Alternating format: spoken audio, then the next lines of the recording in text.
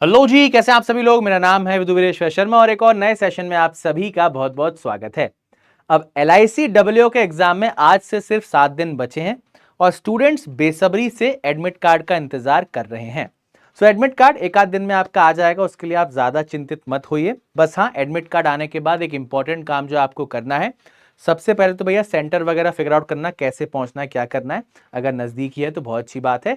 दूसरा काम आपको करना है, जैसे ही आपका एडमिट कार्ड आ जाएगा आपको पता लग जाएगा किस शिफ्ट में आपका पेपर है, तो एक मॉक टेस्ट उस शिफ्ट टाइम के दौरान आपको देना शुरू करना है। ठीक है, तो ये 2-3 काम आपको स्टार्ट करने। अब इन बचे हुए 7 दिनों में हम क्या कर सकते हैं ताकि LIC WO का हमारा एग्जाम बहुत अच्छा जाए।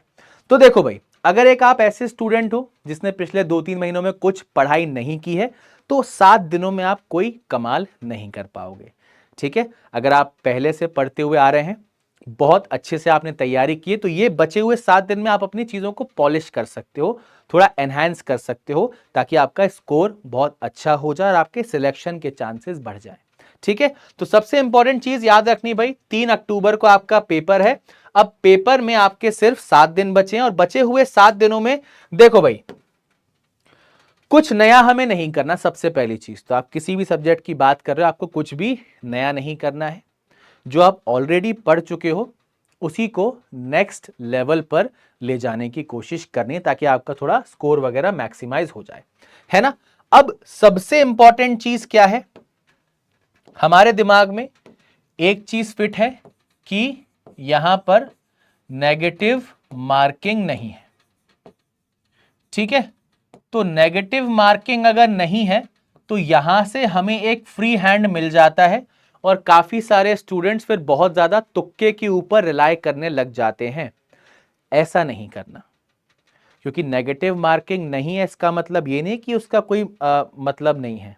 ठीक है, जो आपकी एक्यूरेसी होगी वो कहीं ना कहीं काउंट होगी, अगर दो स्टूडेंट्स के स्कोर बराबरी में मैच होते हैं तो इस बात का ध्यान रखना। तो थोड़ा बहुत आप कर सकते हो, बट पूरी तरीके से तुक्कों पर रिलाय नहीं करना, सवालों को एक्चुअल में सॉल्व भी करना है। ठीक है ना। अब सबसे इंपॉर्टेंट चीज, इंग्लिश के बारे में ऐसा बोला गया है कि इंग्लिश आपका फाइनल कट ऑफ में काउंट नहीं होगा, कट ऑफ आपका 70 मार्क्स में से आएगा। लेकिन इसका मतलब ये नहीं कि आप इंग्लिश में 0 लेकर आओ। इंग्लिश को आपको क्वालिफाई करना है, और क्वालिफाई करने के लिए अगर आप SC ST PWBD कैंडिडेट हैं तो आपको 30 में से 9 नंबर लाने ही होंगे। अगर आप जनरल OBC हैं तो आपको 30 में से 10 नंबर लाने ही होंगे। ठीक है, इसको क्वालिफाई तो करना ही है। ठीक है ना, इसको क्वालिफाई तो करना ही है दोस्त, इस बात का ध्यान रखना। ऐसा नहीं कि इंग्लिश में कुछ करके नहीं आए या सारे तुक्के मार दिए, है कि नहीं। तो 9 और 10 नंबर का आंकड़ा साथ में लेकर चलना है ना। अब कई लोगों के दिमाग में यह भी डाउट है कि सर क्या रीजनिंग में 16 ही नंबर लाने हैं और क्वांट में क्या 18 ही नंबर लाने हैं। नहीं, इसका मतलब यह है कि अगर 16 से नीचे आपका स्कोर है, जैसे कई लोग ऐसा करते हैं ना कि यहां पर थोड़ा कम करके यहां मैक्सिमाइज कर लें, रीजनिंग कम करके क्वांट मैक्सिमाइज कर लें, नहीं, 16 मार्क्स तो लेकर आने ही हैं, तब आप मार्किंग में आगे जाओगे। ठीक है, तो कम से कम 16 मार्क्स अगर आप कैटेगरी से हैं तो, और 18 अगर आप जनरल OBC से हैं तो, इतने मार्क्स तो लाने ही हैं। और अगर मानकर चलो आप 18 ले आए तो टोटल कितना हो जाएगा भैया, 36। क्या 36 में बात बनेगी? नहीं। अगर आप 20 ले आए तो कितने आएंगे, 40। क्या उसमें बात बनेगी? नहीं बनेगी। क्यों नहीं बनेगी? क्योंकि अगर आप कट ऑफ की चर्चा करोगे तो कट ऑफ आपका लास्ट ईयर का 55 गया है, इससे पहले का 50 के आसपास था, और इस बार ऐसा अनुमान लगाया जा रहा है कि कट ऑफ कहीं ना कहीं 60 से 65 के बीच आ सकता है। कोई इसके बारे में श्योर नहीं, बट काफी सारी चीजें कि भैया फॉर्म इतने भरे हैं, बहुत टाइम बाद वैकेंसी है, ये वो, इन सारी चीजों को ध्यान में रखते हुए इस बार अपेक्षा की जा रही है 60 से 65 के बीच कट ऑफ रहेगा आउट ऑफ 70। यानी कि नंबर ऑफ अटेम्प्ट्स और नंबर ऑफ करेक्ट अटेम्प्ट्स भी बहुत ज्यादा रखने होंगे। इस बात का ध्यान रखना। टाइम वही है 20 मिनट का, और 20 मिनट में आपको मैक्सिमाइज करना। अगर आप 50 नंबर लाना चाह रहे हो सिर्फ, तो काम नहीं चलेगा। अगर 60 लेके आने हैं, 30-30 करो, किसी में 25, किसी में 35, तो ये आपको बैलेंस बनाना पड़ेगा, लेकिन बहुत अच्छे अटेम्प्ट्स आपको यहाँ पर निकालने होंगे। ठीक है, तो इंग्लिश में बहुत ज्यादा आपको लोड लेना नहीं है, बस 10 नंबर के आसपास का पेपर करके आ जाओगे, इंग्लिश आपका क्वालिफाई हो जाएगा। ठीक है, क्वांट में क्या करो, सबसे इंपॉर्टेंट भाई, अब आपको सेक्शनल टेस्ट देना शुरू करना है क्वांट के। अगर आप नहीं दे रहे हो तो 2 से 3 आप सेक्शनल टेस्ट क्वांट के दो, जहां से आपकी बहुत अच्छे से प्रैक्टिस हो जाए।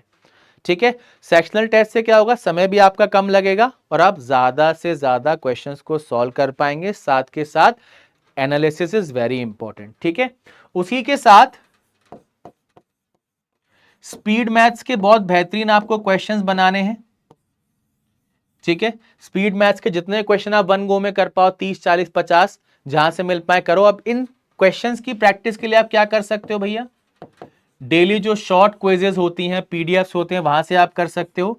डीआई की आपको बहुत अच्छे से प्रैक्टिस करनी है, जो रिपीटेड पैटर्न्स हैं उनकी बारंबार बहुत अच्छे से आपको प्रैक्टिस करनी है। और इस प्रैक्टिस को एनहांस करने के लिए आपको सबसे इंपॉर्टेंट चीज क्या करनी है, कैलकुलेशन ट्रिक्स, जो आपको किसी भी कोर्स के स्टार्टिंग में सिखाई जाती हैं कि फटाफट मल्टीप्लाई कैसे करते हैं, स्क्वायर क्यूब आपको याद होने चाहिए कम से कम 30 तक, टेबल्स आपको याद होनी चाहिए। अगर आपको याद है ऑलरेडी तो उनका रिवीजन एक बार जरूर कर लेना। ऐसा मत करना कि पढ़ के बस बैठ गए, पेपर में देखेंगे, नहीं। Square cube table calculation tricks एक बार रिवीजन कर लेना। जिस सेशन से या जिस क्लास से आपने सीखी है ट्रिक्स, उसको एक बार दोबारा देख लेना फटाफट से, ताकि सारी चीजें रिकॉल हो जाएं। ठीक है, बात सभी के समझ में आई, ये सारी चीजें आपको करनी है। ठीक है, अब अगर आप एक ऐसे स्टूडेंट हो जिसने बिल्कुल भी अर्थमेटिक नहीं पढ़ा है, आपके लिए स्कोर करना थोड़ा सा मुश्किल होगा। ठीक है, अगर आप ऑलरेडी अर्थमेटिक पढ़ते हुए आ रहे हैं तो आप बहुत अच्छे से प्रैक्टिस कर लो, कोई दिक्कत नहीं है। बाकी अगर आपको लगता है कि थोड़ा बहुत अर्थमेटिक करना, तो कुछ सिलेक्टेड हमारे टॉपिक्स जो होते हैं जहां से बहुत ज्यादा क्वेश्चंस आपको मॉक वगैरह में देखने को मिल रहे हैं, या आपके फैकल्टीज ने आपको बताया हुआ है कि हाँ यहां से क्वेश्चन बहुत ज्यादा आ सकता है, उसकी आप प्रैक्टिस कर सकते हो फटाफट किसी भी सेशन से देखकर, बहुत अच्छे से आप उसकी प्रैक्टिस कर सकते हो। इस बात का ध्यान रखना। ठीक है, बाकी अगर आप अर्थमेटिक ऑलरेडी करते हुए आ रहे हैं तो मेजर फोकस रखना, क्योंकि जिस तरीके का कट ऑफ हम एक्सपेक्ट कर रहे हैं उस कट ऑफ की रेंज तक पहुंचने के लिए स्पीड मैथ्स, डीआई ऑब्वियस सी बात है, बट अर्थमेटिक जो है आपका क्वांट में स्कोर बूस्ट करेगा, इस बात का ध्यान रखना। ठीक है, चलो रीजनिंग की अगर बात करें, रीजनिंग में अगेन आप अगर फुल मॉक दे रहे हो बहुत अच्छी बात है, फुल मॉक के साथ साथ सेक्शनल टेस्ट भी आप देते रहो ताकि सेक्शन वाइज आपकी प्रैक्टिस हो पाए। इसी के साथ मिसलेनियस के सवाल करने हैं बहुत सारे वन गो में। ठीक है, आप टॉपिक वाइज कर सकते हो या फिर कंप्लीट जो आपकी क्विज वगैरह होती है मिसलेनियस की, बहुत सारे 20-30 क्वेश्चन तो एक बार में लगा लो, क्योंकि अब जो बचा हुआ समय है वहां पर जितने अच्छे से आप अपनी प्रैक्टिस करोगे ना, उतना ही बढ़िया आपको एग्जाम में अपना अटेम्प्ट होता हुआ दिखेगा, है ना। मिसलेनियस के साथ साथ पजल और सिटिंग अरेंजमेंट कम से कम 20 से 25 दिन की उड़ानी है। ठीक है, मिक्स कर सकते हो या 20 पजल 20 सिटिंग, जैसा आपको सुटेबल लगे, कम से कम 20-25 का काउंट वहां पर टच करना है ना। क्योंकि LICAA तो है ही, साथ के साथ IBPS क्लर्क भी है, तो दोनों एग्जाम को जब आप तैयार कर रहे हो तो प्रैक्टिस बहुत शानदार आपकी होनी चाहिए। ठीक है, तो 20 से 25 आपकी कम से कम सिटिंग अरेंजमेंट और पजल आपको बनाने हैं। ठीक है, अब दूसरा सबसे इंपॉर्टेंट चीज, एंड का टाइम है, बहुत टेंशन है, एडमिट कार्ड आ गया है, इस शिफ्ट में पेपर है, IBPS क्लर्क का भी पेपर है, SBI का मेंस आगे है, बहुत सारा टेंशन दिमाग में होगा। तो दिमाग को शांत रखने के लिए भी कुछ कुछ चीजें करनी। सबसे पहले 10 से 15 मिनट या 15 से 20 मिनट का मेडिटेशन करना है। कोई बहुत आपको कॉम्प्लेक्स मेडिटेशन करने की आवश्यकता नहीं है, किसी भी शांत जगह पर 15 मिनट आंख बंद करके बैठ जाना, अपनी सांस पर फोकस करना, आपका मेडिटेशन हो जाएगा। ठीक है, अगर आप ऑलरेडी फिजिकल एक्टिविटीज करते हैं कंटिन्यू रखो, या फिर थोड़ी बहुत लाइट स्ट्रेचिंग वगैरह आप कर लो, क्योंकि अब क्या होगा, पढ़ाई की इंटेंसिटी ज्यादा होगी। आप देख रहे हो कि 10-10, 12-12 घंटे आपके पढ़ाई में जा रहे होंगे अगर आप सीरियसली बैठकर चीजें कर रहे हो तो बीच बीच में हल्की फुल्की स्ट्रेचिंग, थोड़ी सी फिजिकल एक्टिविटीज, वॉक वगैरह आप करते रहोगे तो आपका दिमाग बहुत अच्छे से फंक्शन करेगा। और जो ये बचे हुए 7 दिन है, मैं स्टार्टिंग में भी आपको बोल चुका हूं, इस 7 दिन के पीरियड में आपको कुछ नया ट्राई नहीं करना। जो आप ऑलरेडी सीख चुके हो, जो आप ऑलरेडी पढ़ चुके हो, जो आप ऑलरेडी बहुत अच्छे से प्रैक्टिस कर चुके हो, उसी के ऊपर आपको बार बार काम करना है, तभी आप बहुत अच्छे से एग्जाम में अटेम्प्ट कर पाओगे, अदरवाइज दिक्कत हो जाएगी। ठीक है ना। तो बढ़िया तरीके से आपने तैयारी की है, बचे हुए 7 दिनों में एकदम चैंपियन जैसा बिहेवियर करना है। और चैंपियन बिहेवियर कैसा होता है भाई, जो टारगेट निश्चित कर लिया, अब हर एक एक्शन उसी से रिलेटेड होगा।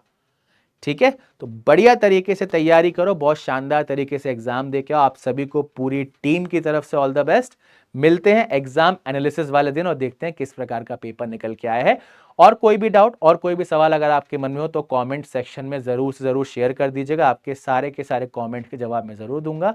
मिलते हैं, तब तक के लिए bye bye and take care everyone.